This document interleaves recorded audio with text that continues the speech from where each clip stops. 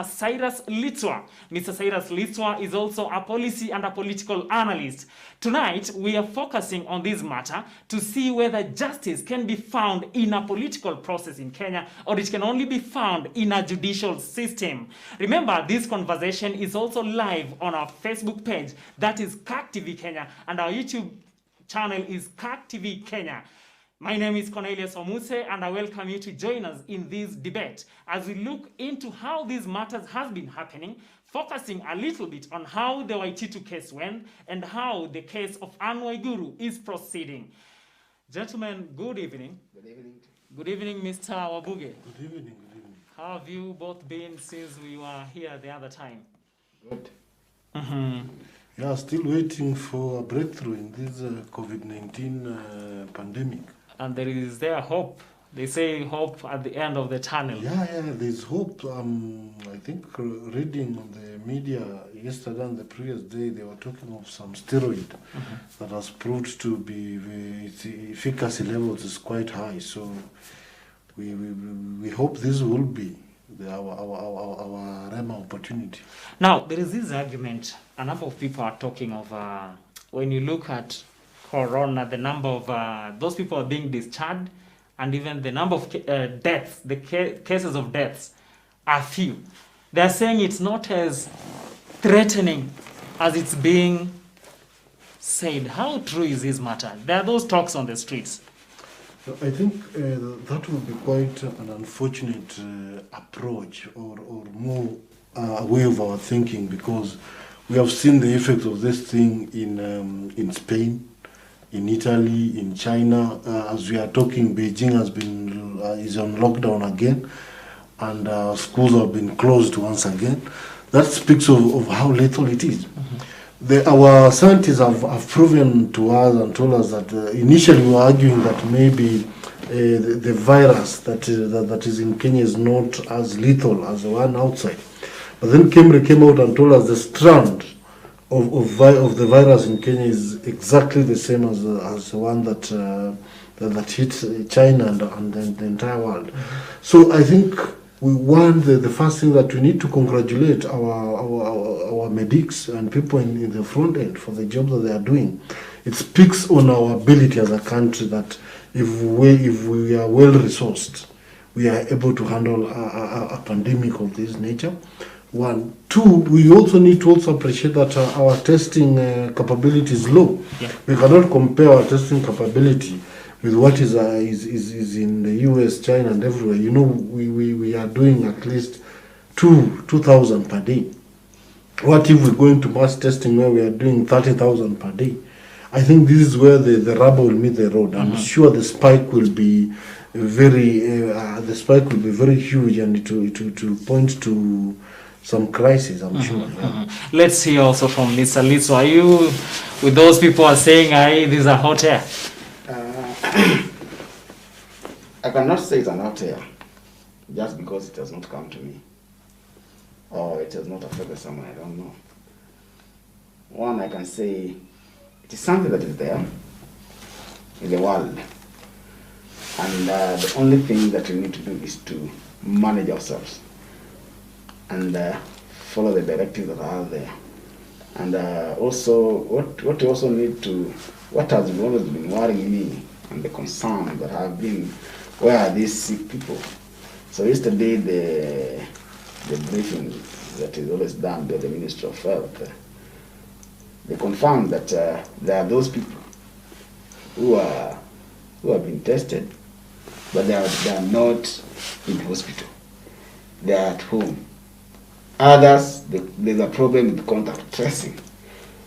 Now it becomes also another challenge, because when we talk of contact tracing, I believe if I go to the hospital today and they want to get information from me, I'll give my contact, and another contact of a person close to me, so that if I'm not reachable, Wabuge or Cornelius will be able to contact me in one or the other.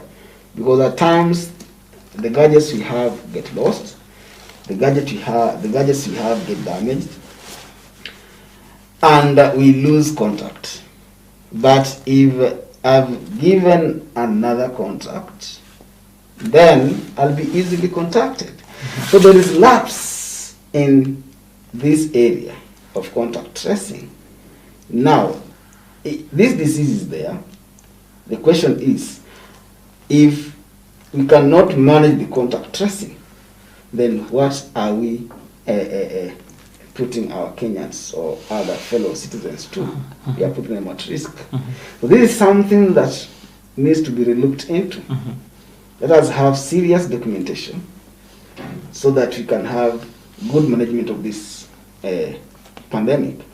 And also, this pandemic has been an eye-opener to us as a nation and to us as Africa. We need to invest much, one, in our own skills. Two, we need to invest much in medical facilities. Health is a priority, and we cannot negotiate anything concerning health, because without having a healthy nation, then there's no nation. So we need to invest in these things. And why do I say we need to invest in our abilities? You saw when the pandemic started, no one could fly out, and no country could give out their facilities because they are using their own facilities. Yeah. Okay? So we need to invest in our own manufacturing abilities. We need to revamp our industries. And when we work on industrialization, when we improve our industries, then I believe me or not, we shall not have this problem. Because we have engineers, we have mechanics, we have all people, all manner of people who are educated. So if we invest in our knowledge, ability, and skills, then we shall grow. This pandemic has already been an eye-opener to Africa as large. And what lies ahead. Now, we come home. And Mr. Wabuge and also Mr. Liswa, ensure you put on your helmets because we are now into the political scene. And here, motto, worker anytime. We've seen recent developments, and even yesterday, Kalonzo Musyoka and CCM party leader, that is Isaac Ruto, joined the Jubilee Party talking of cooperation. And there are talks about it. There are those also are viewing it from NASA point of view that Kalonzo has gone his way, reaching Jubilee. Raila has also gone his way, and also we have the case of Musalia and Wetangula who are still on the other side. Now, briefly, Mr. Wabuge, what does this portend into Kenyan political landscape, and what could have been behind Kalonzo's mind, and also those ones who invited them? Now, one, this speaks to a very unfortunate approach to our politics in the country. A politics that has no ideology, a politics that has no agenda, and a politics that has no posterity. Our political formations come together for the sake of power. And after that, the glue that joins them together quickly disappears. So NASA was, and from the beginning I held the opinion that this is a moribund kind of coming together that is not going to hold water. When you look at these people, you realize that even before the forming of NASA, most of them were already losing grip in their political bedrocks. Yeah. So they had to come together to reignite that our coming together can give us power. That one did not happen. And you can remember NASA was already divided the moment the ruling of the High Court was done that we need to have a repeat election. The Supreme Court. The Supreme Court, yes. Yes. So when the Supreme Court pronounced itself on the repeat election, that is when the underbelly of NASA was exposed. And this side, Raila declared, we are not going for that election. And these other people remain silent. Fast forward, the swearing in of the people's president. all the stories that surrounded, the Nigerian number, we were not told, what, and eventually some of them came out and said, you know what, Kalonzo said, I have been in diplomacy. I understand how this will have reacted. Sure. But the very this other end was like, some of us will still have many years ahead of us in the political field. This will have been tantamount to treason and all these things. So they never had an agenda. And that's why the handshake caught them napping. So when the handshake happened, obviously Raila Odinga had an upper hand. And these people initially, first of all, they felt left out. And you see some of them did not have a standing about the handshake. But the country was desperate for something that will light it up, you know. And when they realized that the masses were tired of politicking, the masses wanted some normalcy, you know, they in a way reluctantly started supporting the handshake. But now the issue here has been that the handshake bore fruit to Raila. When you look at Wiper, Musyoka's fortunes in his Ukambani bedroom, and once again another unfortunate assertion of politics, that we have to stage our politics from where you come from. I cannot go on the table without talking of my tribal inclination and what I'll deliver. So Kalonzo Musyoka's political bedrock of Ukambani started facing a revolt from Kivuta Kibwana, Charity Ngilu, and Alfred Mutua. So this has been a man who has been desperate. So he needed some comfort. He needed something to excite his political base again, to present him next to power. So do you think him inching closer to Jubilee will in any way make it will help him? Resurrect politically? Because I'm sure he's going to negotiate something for his party. For his people. But for me, the biggest winner is Isaac Ruto. I find Isaac Ruto the biggest winner in the sense that CCM was not a very strong party. So if at all Isaac Ruto can work with Jubilee and lay a claim for something for his party, I think for him he needed a new opportunity. He still has the years ahead of him. One, it might not give him the status of maybe the political inclination of what William Ruto will have, because it is an aspect of we are seeing the silencing of William Ruto's forces. So it's an issue of saying, look here, we have not, it's not that we have put Rift Valley aside. We are still bringing some of the people. So if at all anything, the rumors that are on the ground are, they say that when an alligator comes out of the water and tells you the crocodile is sick, who are we to doubt? So the alligators are telling us that there should be a reshuffle coming. So if I told somebody from a Ruto ally is dropped for an Isaac Ruto, and Isaac Ruto's profile will be enhanced for him nationally. But as I've said, the most unfortunate bit of our politics is that it speaks back to our tribal inclination. We'll still lose it now. Let's hear from Liswa mwenyewe. Yes, thank you very much. Now, looking at the political unfolding that have happened, especially yesterday's political unfolding, Kalonzo and CCM joining hands with Jubilee. I can tell you for CCM, it was with Jubilee. Even after the 2017 election, it was working with Jubilee. So that one is no doubt. But for Kalonzo joining Jubilee, it is a phenomenon. It is something that has always been there.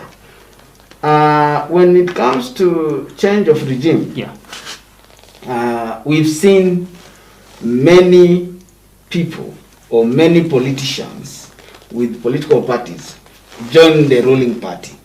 We saw it in 2002, where Jogo Ilimeza Tinga, that is NDP, and KANU, where it was Raila Odinga and Moi. Then so many things happened during that time. Come 2013, 2012, you saw what happened also. There was a matter of G7, what, those formations that were there. Now we are coming to 2022. The same things are unfolding, the same things are happening. Whatever is happening today is something that happened yesteryears. So there's nothing new. We can talk or say this new formation. What I'm saying, or what I'm bringing forth, there are going to be many casualties. Yeah. Come 2022. And as much as it is good for you to join the ruling party, because fine, you want those trappings of power, you want that appointment, you want those good things, state machinery, fine, it is good. But the question is, why can't you be on this side and build yourself? CCM, as my brother said, is a small party. Fine.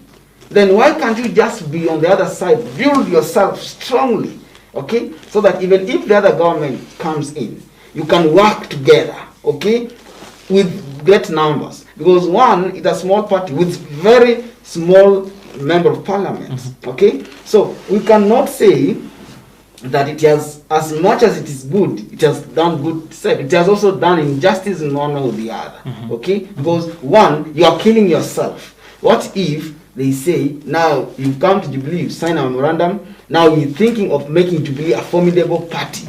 Now with you on board, now drop your parties, now be Jubilee. And they give you this position, give this position. Now this means Jubilee has swallowed these other parties. There's no way a small river, okay, can demand to have a big river drop its waters in the small rivers. It's only a small river dropping waters into a big river. So what you are looking at is this. Why can't you just be your side, okay?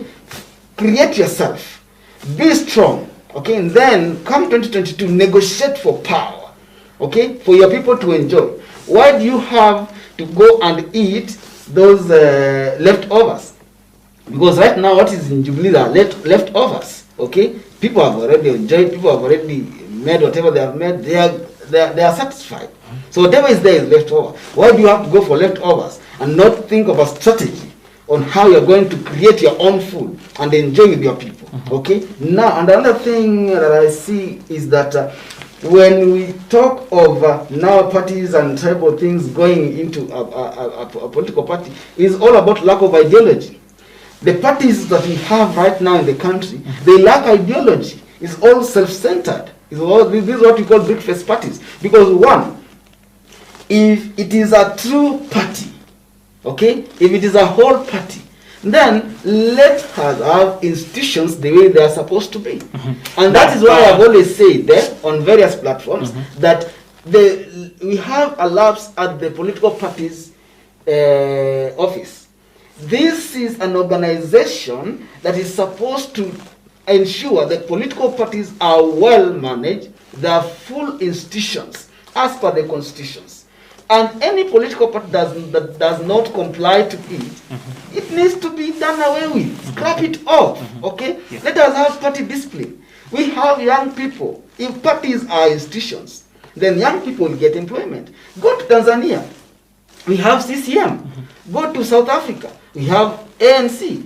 Go to even Ghana. Right now, they just started the same things the other day, and they are doing it very well. Okay? So if we have such institutions in this country, the young people who are always hecklers, who are always sycophants, who are always stone throwers, okay, during the election times, then they'll get employment within the party. I don't need to be employed in the government, but let us make the institutions, political parties, so that they employ also the young people. They have those, they tap those ideologies from the young people, okay? So that, you see, a party also in one extent has a full structure. Has also, if you go and look into this, they have also positions, like ministerial positions. So if we can create these things, then if it is an opposition party and you are waiting to capture power, because when you're in position, you're always waiting to capture power. Then you should exercise your roles. Even go to Uganda, the FDC, how it is working. Even NRM, how it is working. This is what we need in this country. We don't need people just because they have felt in oblivion, I need to get a limelight, I need to get a name. No, we need institutions in this country. Now, Mr. Liswa and Mr. Obuge, the opinion shapers who are viewing this thing as a way to scuttle multi-democracy, which the founders of multi-democracy paid a great price for it. Aren't we headed there as a country? Yeah, as my brothers put it quite correctly with a lot of passion on matters of political parties and political alignments. And he has mentioned something that is true in terms of weakened institutions in Kenya. Which party has had an election? Did Chungwa have some time back? For Kenya is having wrangles right now. They are saying they've never had, actually since Weta took over, there has never been an election, 9 years. Really, what is happening? The last time ODM tried it, you saw Men in Black came out. Jubilee has been very strategic, postponing until we are in the corona era, so I think we'll postpone forever.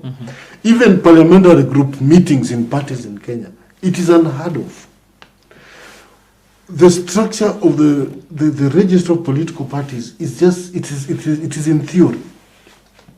But until we start putting it in practice, whereby we realize that if what does the party constitution say, I'm trying to wonder, even when we have dispute in political parties, then the political parties are like, no, we need to follow our constitution. The main thing in that constitution that they totally avoid is the period when officials of this election, of these political parties are supposed to be done. Yeah. You see, that because of using political parties as a chip to negotiate for power, and now patronizing it so that the party is associated with somebody. You see, he has used quite some very good examples. ANC has had powerful leaders come and go. We had Mandela, who resigned.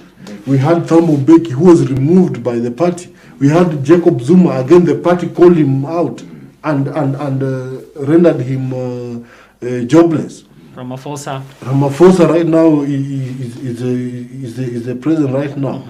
You see, and when you look at it, you realize that the party is the one that chants these people out. So unless the office of the register of political parties right now is behaving like I think a ward administrator's office somewhere in the village there. It is unfortunate when it gazettes changes of political parties without election. What is she doing in that office?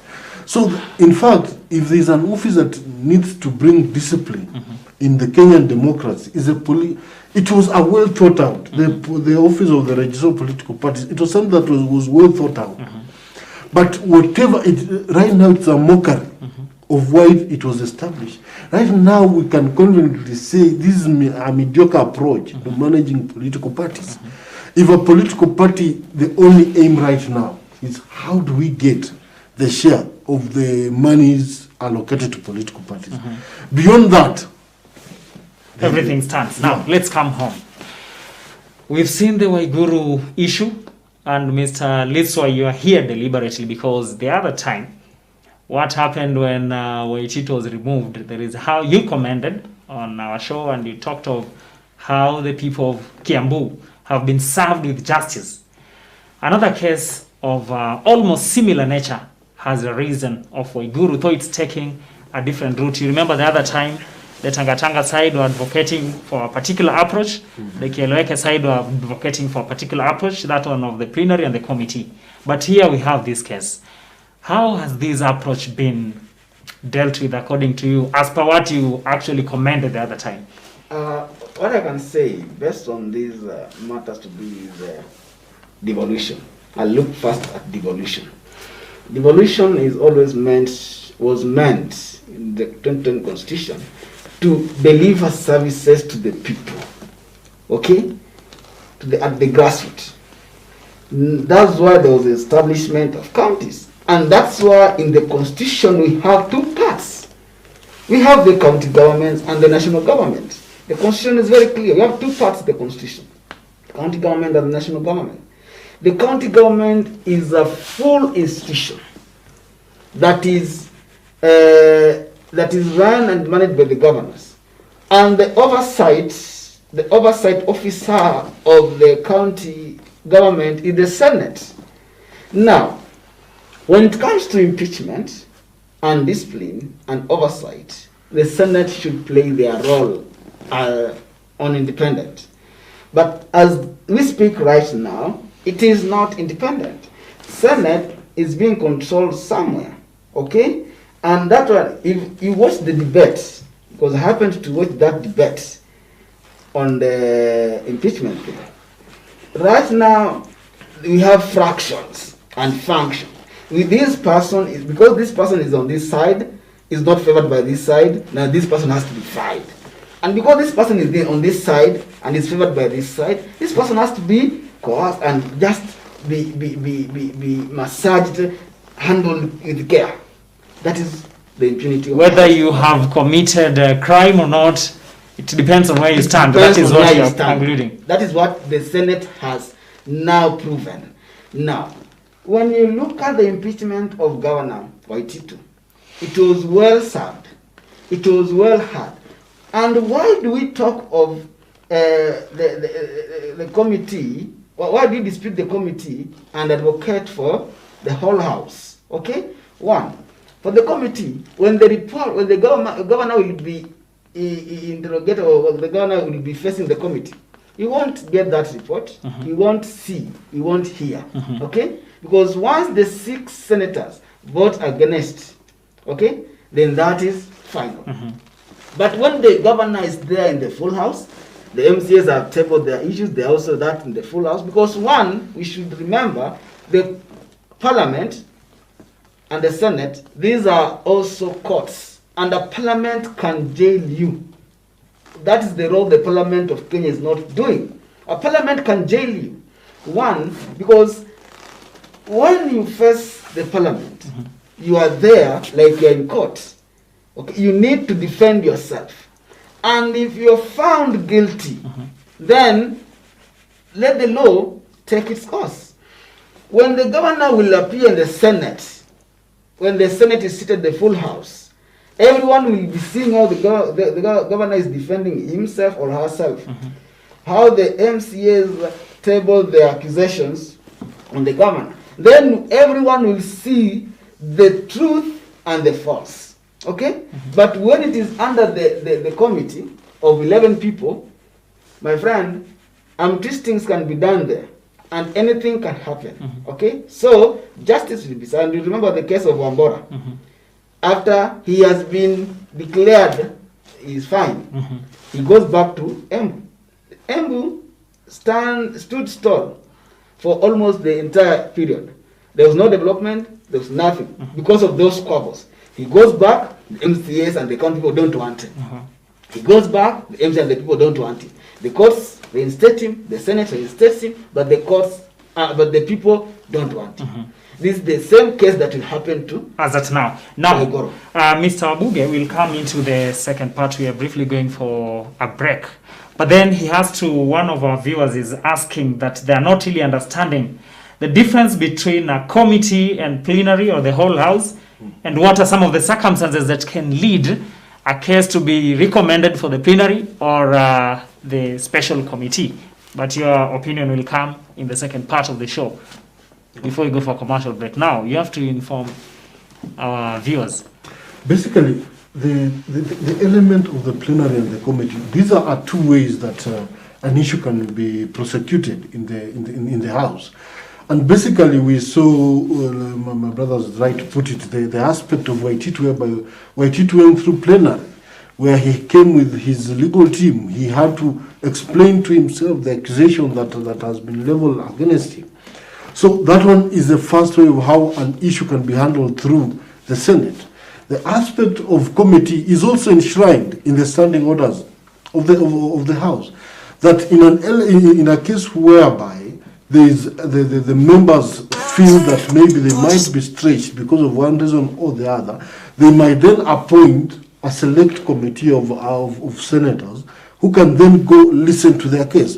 So the difference here is that there has been a communication that committee reports are never tabled. That one has been the major issue with the committee way. Now, the plenary attracts to the public gallery. in that people of Kirinyaga will sit and watch as the governor is defending herself on the issues that have been raised. The entire country will watch. It is a feeling good effect to the people, you see. But then the aspect of the committee is also well documented. And the issue here is that we need to place a demand on leadership. If at all it's going the committee way, he has mentioned how the Wambora case happened. Now, the thin line happens is that what is the judicial engagement on this issue vis-a-vis what is the mandate of this committee as per the Senate standing order. We are coming into that after a short break. We take a quick break. But as we come back, we will be digging deeper into Waiguru case of impeachment. Is it because of gender, as some of the political quotas are trying to bring on board? Or is it that she committed whatever that is being alleged that he committed? And is it being applied in the right way? Will justice be found at the end of the day? Is plenary the way? Is the committee the way? We have Mr. Cyrus Litswa in the house and also Mr. Isaac Wabuge. And remember, this conversation is also live on our Facebook page, KAK TV Kenya, our YouTube channel, KAK TV Kenya. Keep it on KAK TV.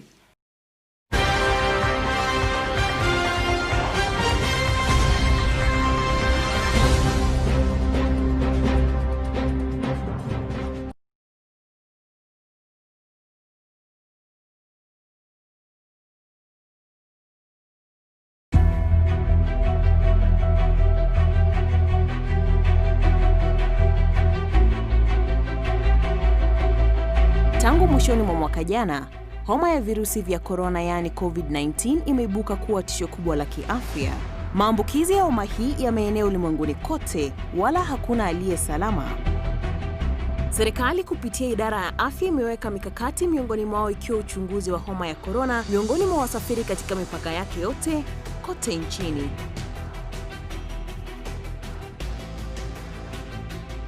I'm very happy about the screenings that are going on in Tanzania and Kenya. I think it's very proactive that you're thinking about stopping it at the border so that it does not spread. Inatisha kufikiri kukohoa tu kidogo kwa mazingira haya unaweza sababisha mlipuko wa homa hii usio na kifani. Ili kuzuia haya, serikali imeweka mikakati tosha kuhakikisha usalama wa Kenya wote. The facility has all the equipments you need from handling a basic patient up to ICU setting. Hata hivyo, wewe pia unalo jukumu katika kusaidia kuzuia kuenea kwa maambukizi. Members of the public are encouraged to remain vigilant as the risk is still high. Let's maintain basic hand and respiratory hygiene. It's just our general hygiene, okay? And that now means at workplaces, we should ensure that our work surfaces are clean. Always ensure that nimefanya proper sanitation ya mikono. Every time na board matatu, lazima ni sanitize mikono. Sisi kama taifa tumepata kukumbana na changamoto nyingi na kali maishani, na kila wakati tumeibuka washindi. Hii homa ya COVID-19 hata kama inatisha, si tofauti nazo.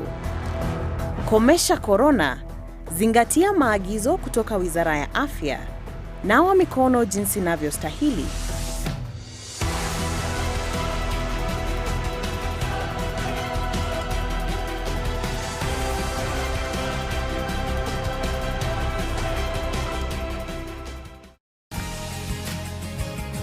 And let's latch on to something, I don't care how tiny it is, that is a good thing in our life, something that God is doing in us. I want you to decide tonight two things: that you are going to help more people than you've ever helped before, and that you are going to let God work with you every day of your life to be more and more excellent and better at everything that you do. And the more you celebrate the good things, the smaller the bad things are going to become. Come on now. Enjoy Everyday Life with Joyce Meyer every day at 9 p.m. for encouraging and impacting moments on KAK TV.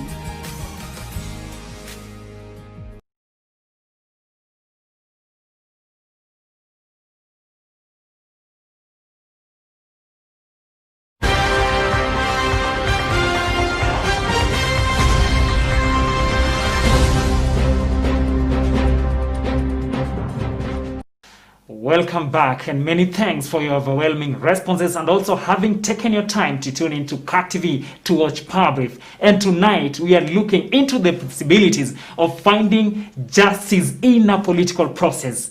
Kirinyaga County Governor Anne Waiguru is facing difficulties moment, especially when she has been presented to the Senate for impeachment, but she is now to face a committee of 11 members. We are looking into this matter in comparison with Governor Waititu and other cases that have been handled before by the Senate, and if a precedent has been set or if a precedent is going to be set, and if the people of Kirinyaga, that is the citizens, if it is their voice that is speaking or the voice of the member of county assemblies or other voices from other quarters as Orengo alleged.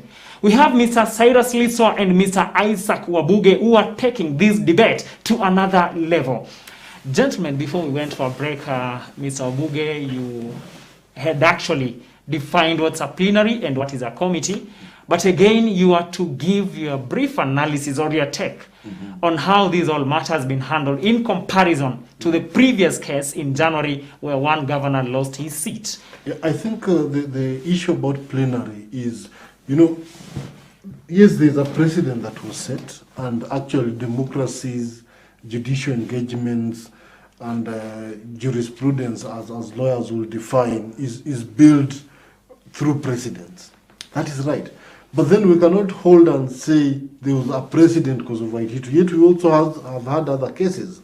We had the Wambora case that went the committee ways sometimes back. So it is an either option. But then the challenge that we are in right now is that we are living in uncertain times. Certain times in the essence that there are odds that have to be won. We have people here who are trying to outdo each other in terms of their strength in parliament. And so this one then compromises whichever option that can be taken here. Had we been able to have, we always talk of our constitution as among the most progressive constitutions, not Africa, but globally. But then it's the players the players that are there are not living up to that standard. Yeah. Now, what waters down this element is that had we been in developed countries, let's say the US example, there was a time John McCain, may his soul rest in peace, when the Republican wanted to scrap the Obamacare. John McCain, who competed against Obama, and who initially had criticized the Obamacare, but when Obama won and he came and realized that actually this thing was working, so the Republicans who were here who wanted to abolish it, he came and gave his thumbs down, even though he came on a wheelchair. That talks of the charisma of a leader, that you see, I don't have to follow this assertion because I'm speaking into what the bigger man is. So the Waiguru scenario is being compromised because of that. One, we have people, as we all know, we have the Tangatanga and the Kieleweke, who are here to want to outdo each other. We know the position that Waiguru took when it came to the Kibra by-election, which did not augur well with some people within the Jubilee Party. We cannot right now prosecute the aspect of NYS because it's a sub judice aspect right now in court. So there's a lot that Waiguru is being accused of. But then the element here is that how can she get also justice from her hand? We know that, one, it is a political process, and on such an issue, we cannot dispense justice without talking the politics of the day. So the politics of the day speak that, one, Waiguru was coming up as the champion of BBI in Central. One. Two, Central is undergoing a metamorphosis right now.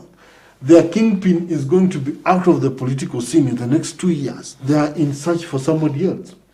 Waiguru, having been come up to be the governor of Kirinyaga, and then she has been in good terms with all the president. Then again, she had sorted out her issues with them. With the Capitol Hill man. So who is this Capitol Hill man? Mr. Liswa may want to know who is the Capitol Hill man. So he positioned himself as somebody who has goodwill from both these people. But then, as you know, that the tectonic plates in politics keep changing. There are people in Central from the Tangatanga wing who still feel the deputy president should be their person there. So the fact that Waiguru has gone against that, there is politicking that has been there. We cannot rule out the aspect of somebody looking for Waiguru's head in this issue. We have seen the conflict that has been there between Waiguru and Kibichu. And once her head will be found, also the blood will have pour. We are also seeing the Waiguru and Girichi, their campaign was strong during the run-up to election. Right now, they don't see eye to eye. So all these things, I do believe that then they are the ones that informing the decision. But as we all know, the way the Senate is right now, the purge in the Jubilee that has happened the other side, there's a feeling that maybe the people in the committee might be friendly to Waiguru. So for me, what I know is that I do respect Honorable Waiguru in her capacity as the governor of Kirinyaga County. I want, first of all, to condemn the assertion that it is a gender-based approach. No, it's not gender-based. She is a leader in her own right. She has proven her mantle.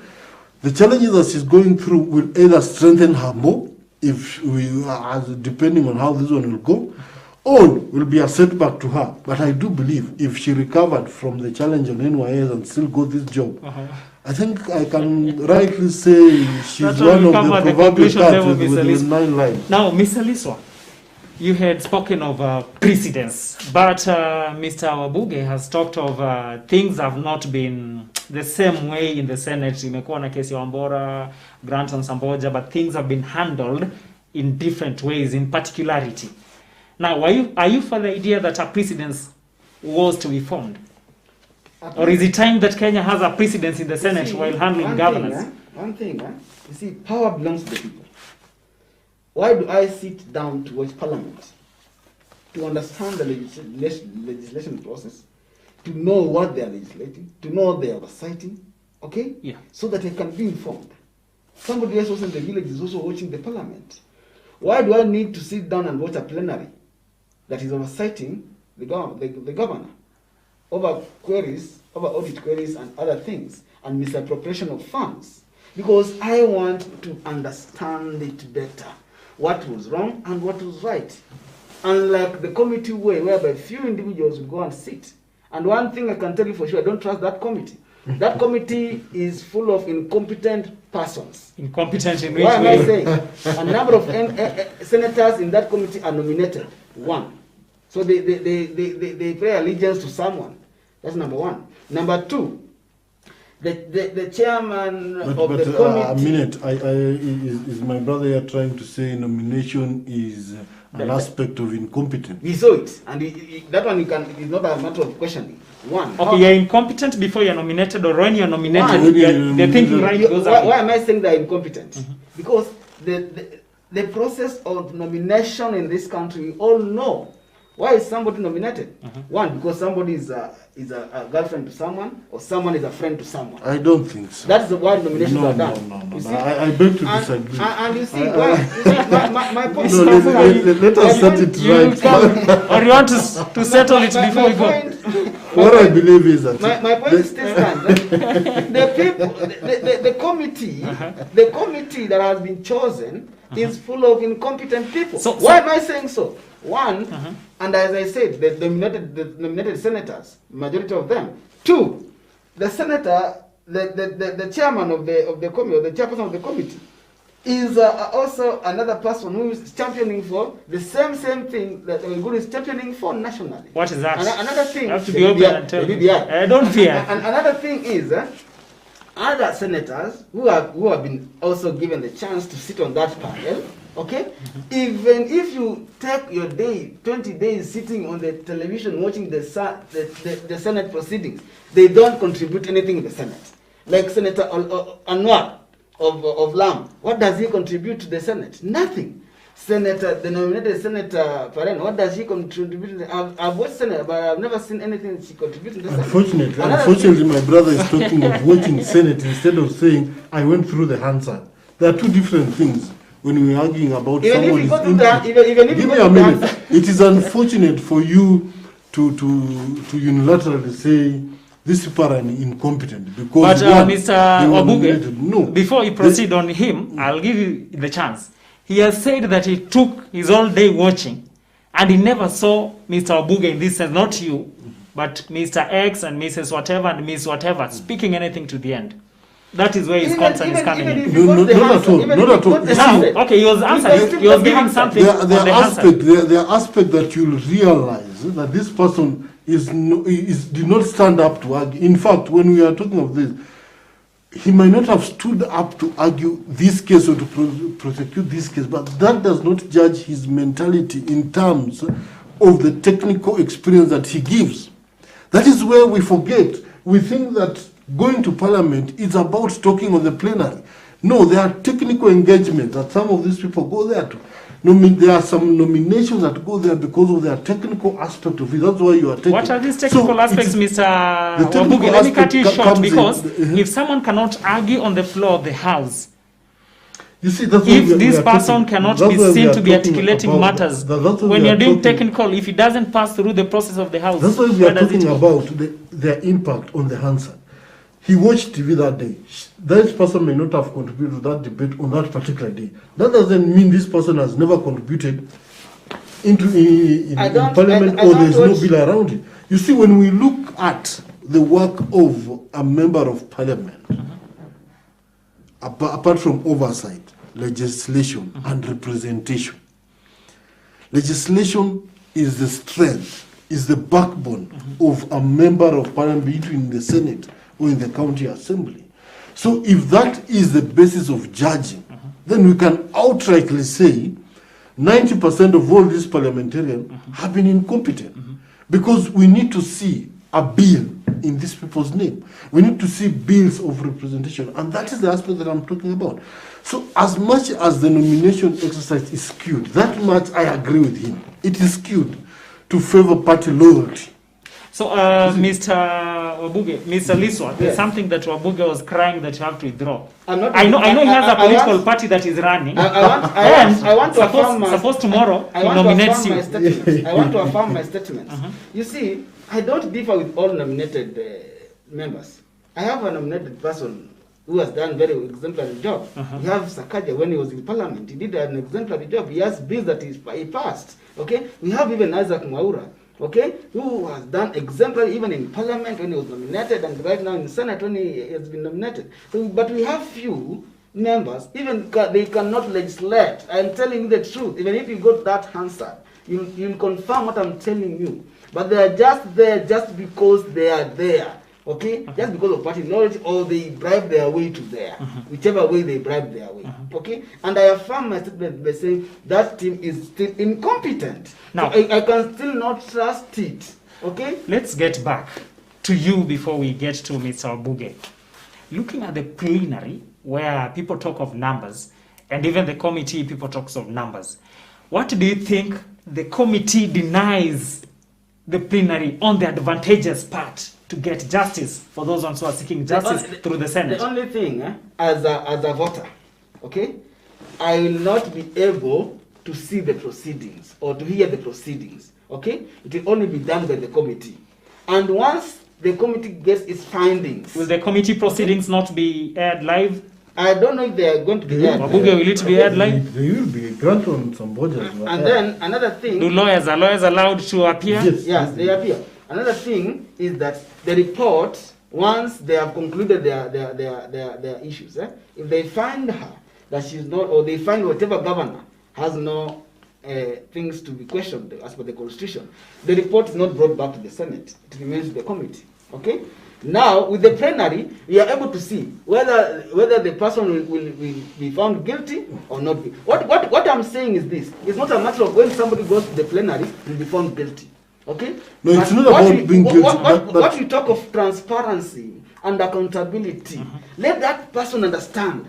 This is what they say it was wrong, and actually when you define it this way, it is not wrong. Can we try to define what is the precedent that was captured in the Waititu case? The precedents, you see, the other governors, the precedents that was captured here, the other governors that were impeached from Nyeri, to Embu, to other areas, the previous governors that were impeached, they were the impeachment was done through the committee, okay, in the Senate. But this one, it was a plenary. Where everybody looked at it. Everybody saw how it was. You see, parliamentary engagements are supposed to build democracy. The president that we talk about, it's supposed to be a president that can be studied to edify a democracy of a country.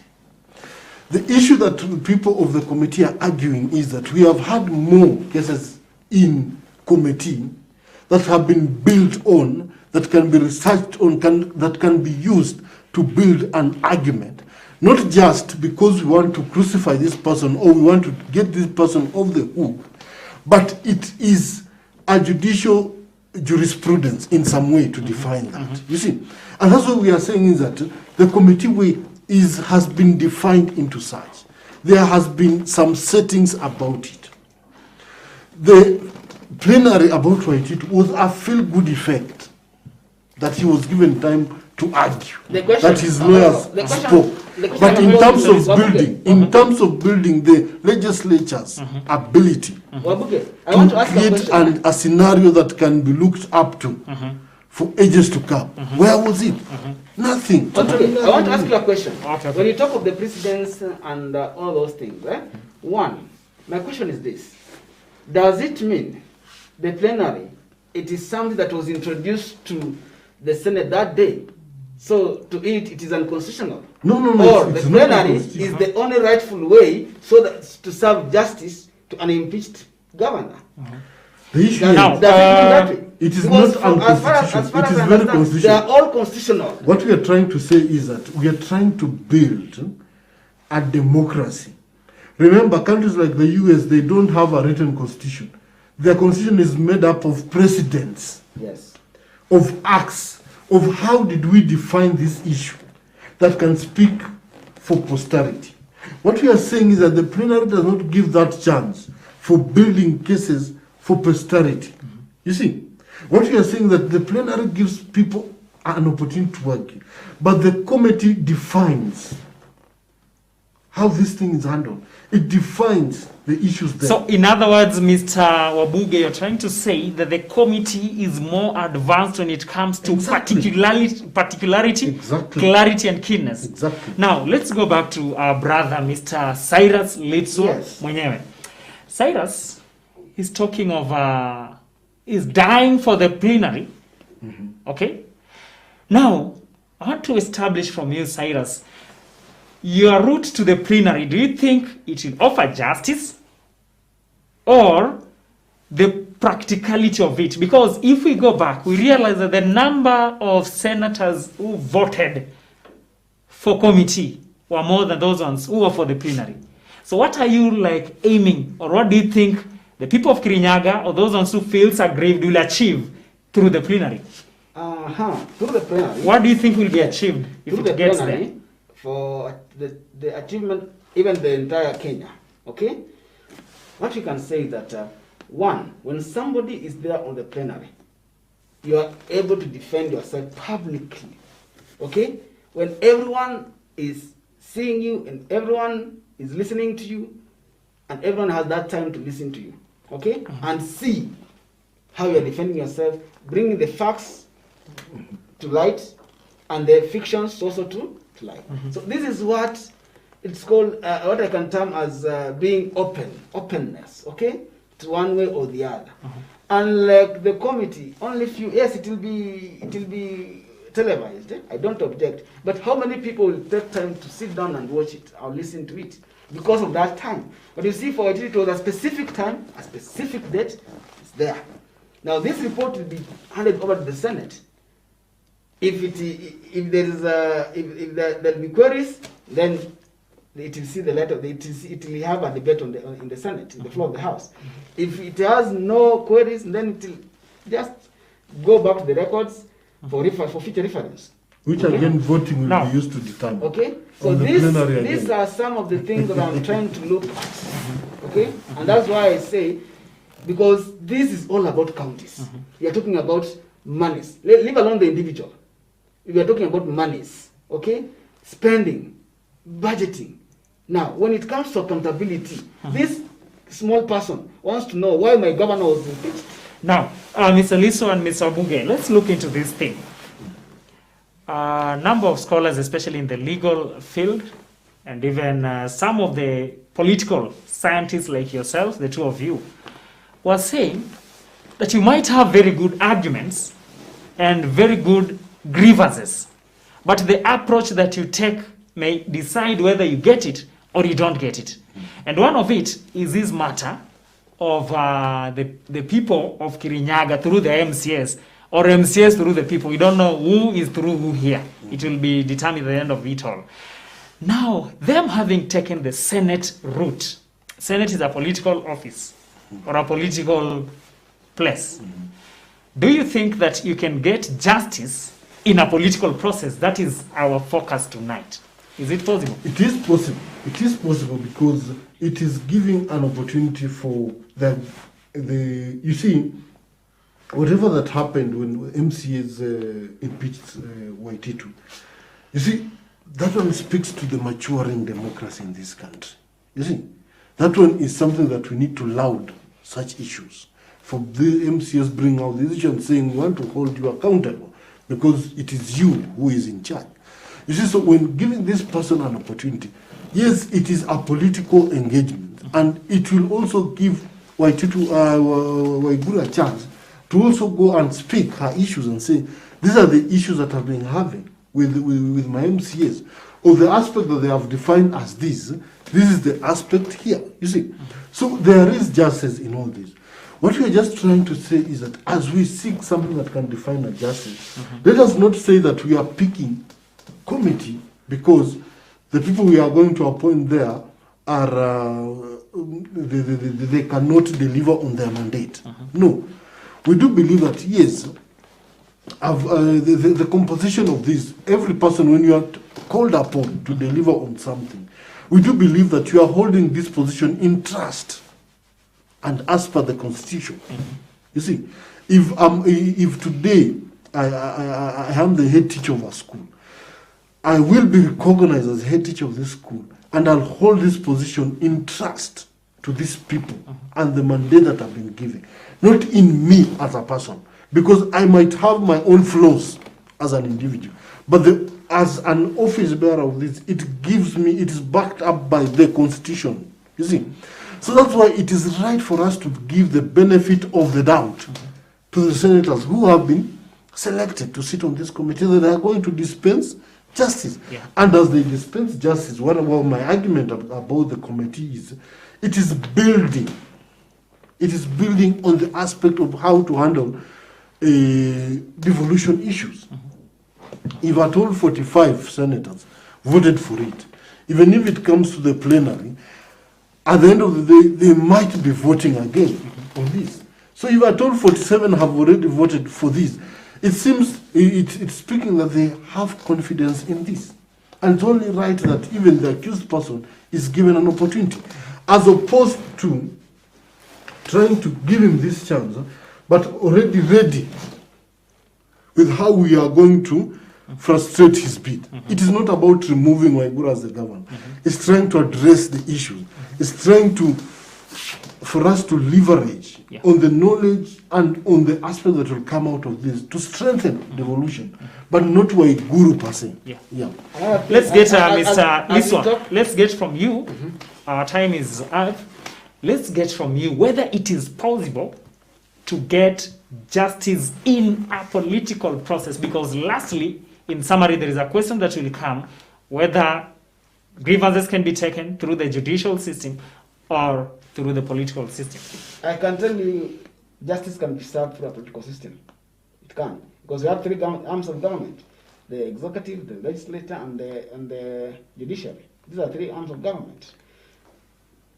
The three arms of government, the two serve as an oversight. Okay? The judiciary and the legislature. Now, why am I advocating for plenary as any other Kenyan can advocate for?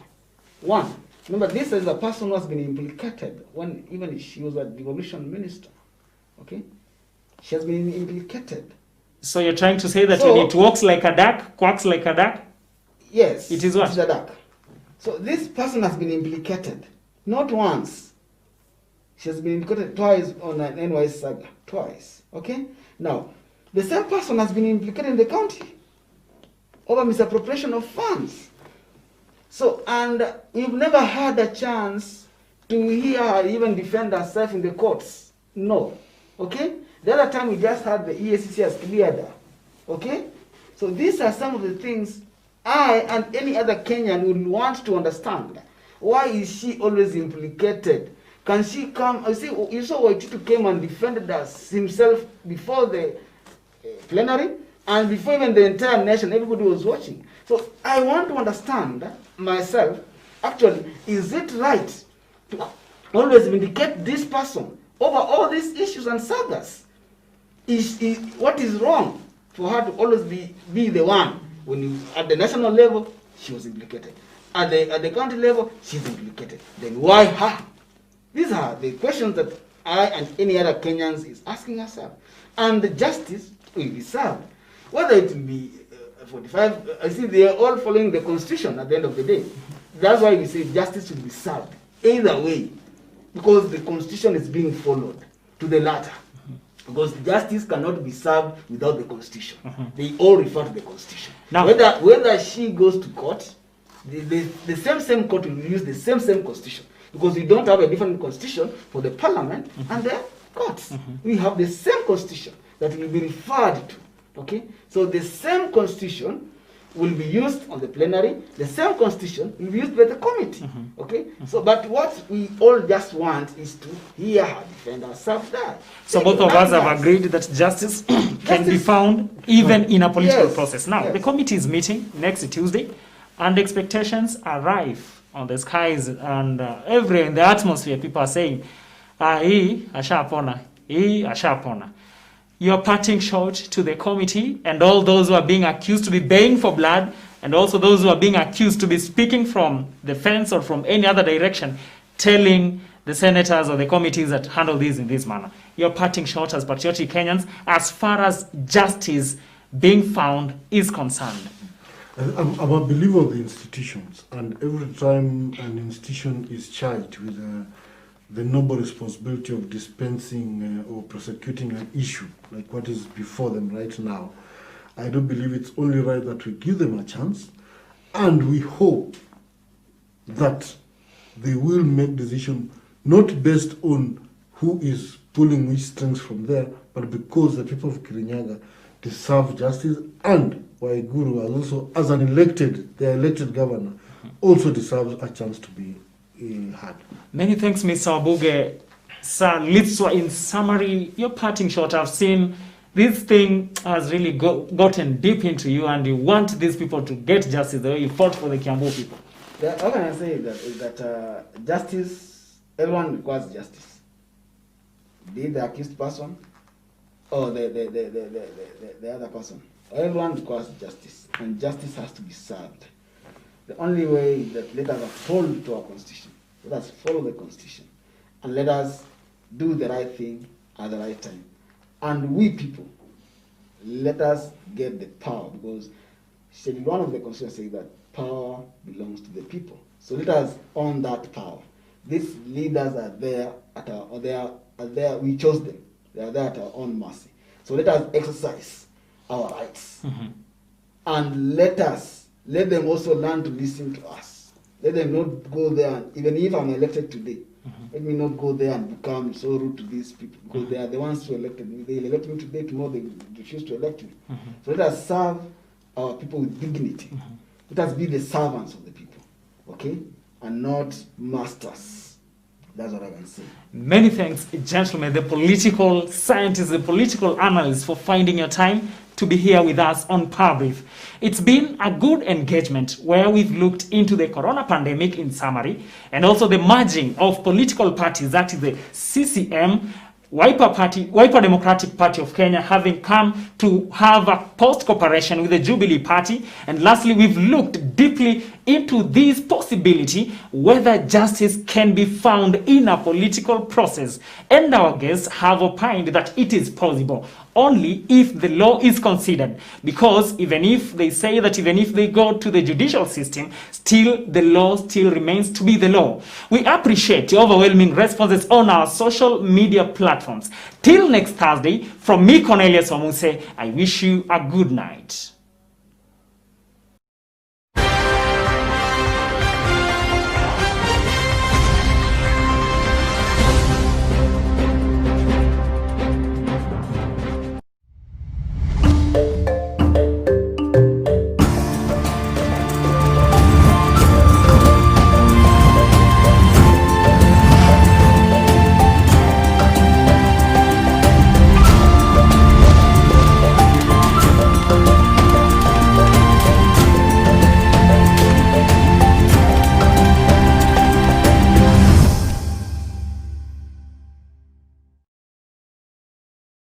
With COVID-19 pandemic, there are emerging issues.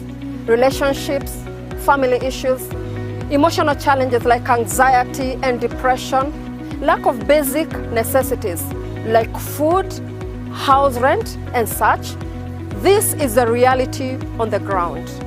And therefore, even with the eventual reopening of the economy, it's not going to be a grand comeback, but rather we need to be ready for a gradual process of recovery. Consequently, the need for sustained mission to the needy remains. So far, we have been able to reach to 32,000 families through the Adopt a Family initiative. We appreciate everyone who has contributed to this effort.